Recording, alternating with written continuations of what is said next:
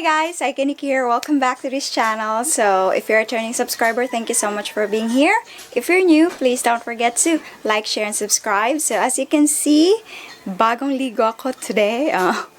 Kasi, I will be trying a makeup hack, which I found on TikTok. And that's why I have a bare face, so that I can work in it.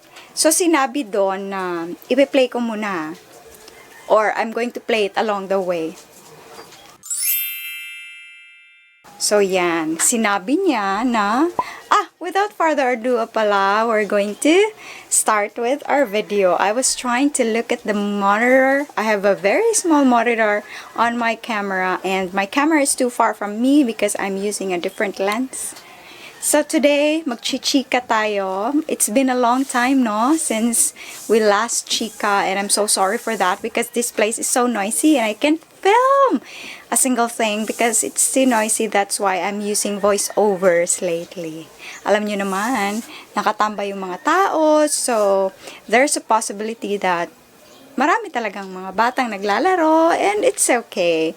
We're going to work on it. Makakapag-film pa naman tayo. So, today, super early ng morning, I need to film kasi mamaya-maya marami na namang maglalaro, mag-iingay. My God, sana hindi ako maabutan, no? So, chika ever. So, let's hop into the video for the makeup hacks from TikTok. If you wear makeup, watch. Change your whole routine and try this instead. Moisturize first. Then after moisturizing, take some translucent powder. I usually So, sinabi niya na moisturize first. So, I'm using this GWNC moisturizer. This is a day and night cream, and I super love it as my makeup base. And we're going to try it today as our base. Ginagawa ko siyang primer, guys, but then okay na rin. Ano bang nangyayari dito sa aking mirror? Yan, ewan. Yan. So, magmadali tayo. This is supposed to be a 1-minute video, pero gusto ko kasyang elaborate, gawin ko ng review, titingnan natin if, kasi sinabi niya doon na it will last for 24 hours and so on and so forth. So, we'll see.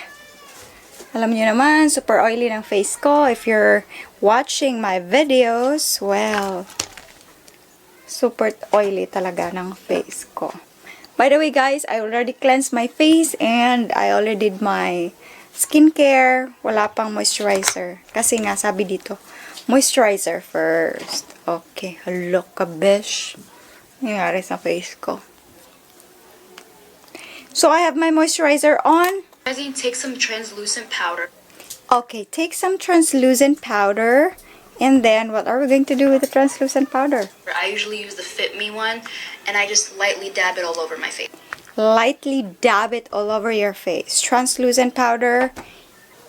Okay, pero marami yung nadab ko. Sige, okay na. Dab, dab, dab. And then, blend, blend, blend. Aray. Maganda talaga yung merong lighting, no? Ang layo kasi ng ring light ko. Okay, nadab na natin. Ay, ang ganda ng lighting, best. Ang ganda ko dito. My God. Let's do again the intro. Hindi. Malayo na. Pasensya na if yung lighting ko parang... Okay, tapos ng translucent powder. It could be a Then, take some setting spray daw. setting spray. I usually use the NYX one. Okay. Setting spray, besh. Setting spray. Ito. Tingnan natin. Uy, wala. Aray, so aga. Hala, wala na akong setting spray. Uy. To the rescue, be. Mary Kay yung ginamit ko pala, guys. Ganun na lang. Mary Kay. Tapos, pagkatapos sa setting spray. Ano ba to? 1-minute makeup challenge. Then, I usually use the NYX one. After the setting spray, take a primer and just put your primer. Also, wait for the setting spray to dry first. oh. So, after the setting spray, we're going to put on some primer. So, ang gagamitin nating primer, squat tayo, besh. Meron akong itong Pore Professional. Oh, Pore Professional Benefit Light Show. But then today, we're going to use this No Shine Mattifier from Quick FX para marami naman makarelate. Okay. Primer. Wala akong salamin. Sige.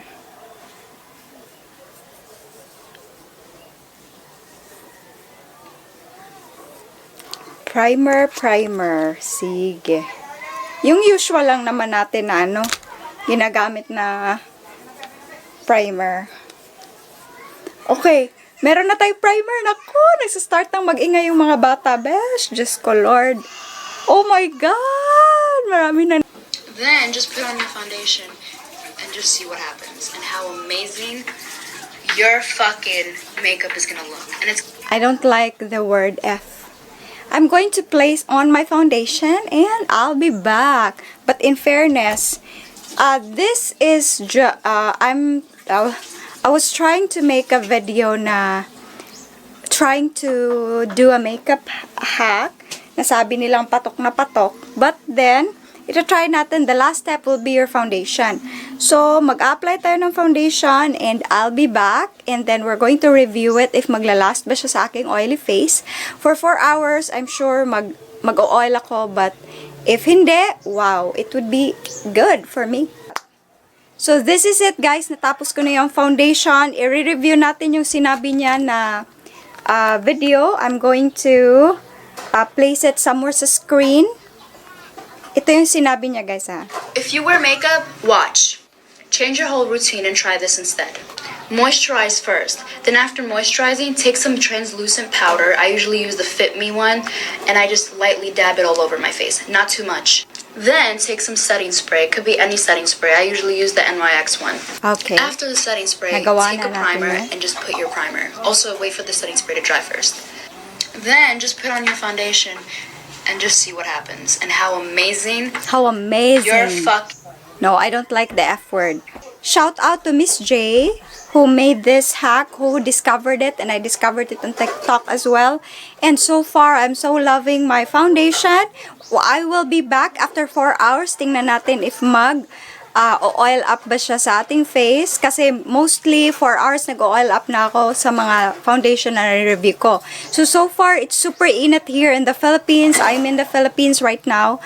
So, super init pa siya. So, later on, not super init talaga ng panahon. So, I'll be back and update you after 4 hours. And, okay.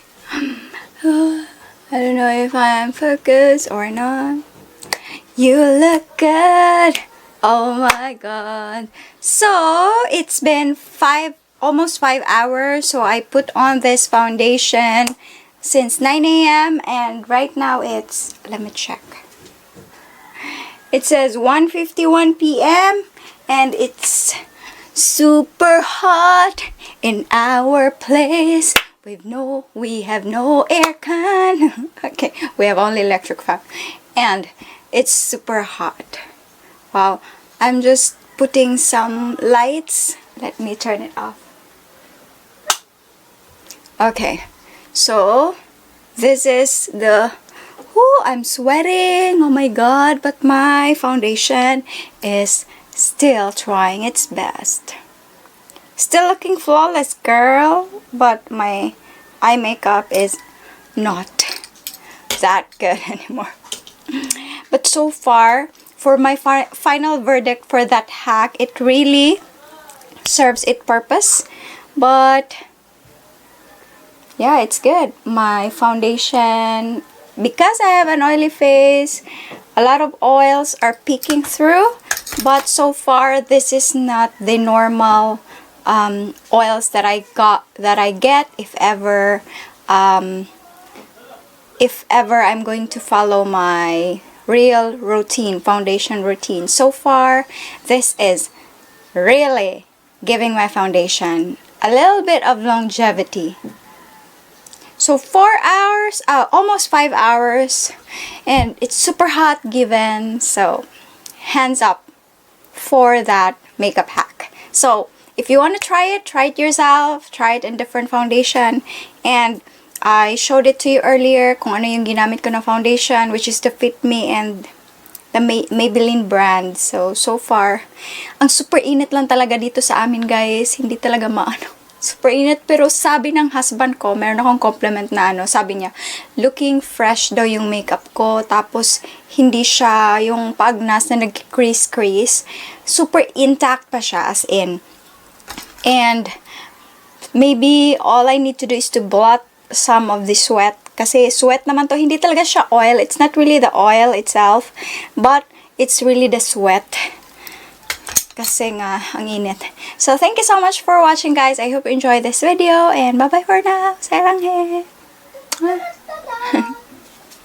Signature pose. Pose back.